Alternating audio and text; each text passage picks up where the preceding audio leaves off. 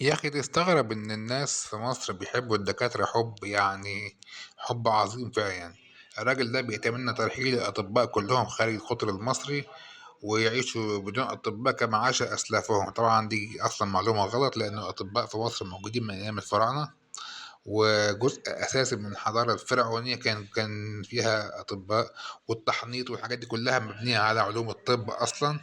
والمصريين أول ناس عملوا عمليات جراحية، وأول ناس عملوا يعني دخلوا في أمور في الطب موجودة لغاية دلوقتي. وفي برديات كاملة طبية في مصر القديمة.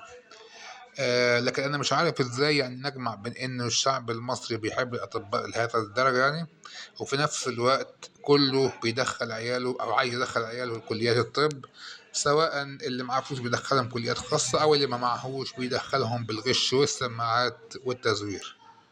إنه الشعب المصري.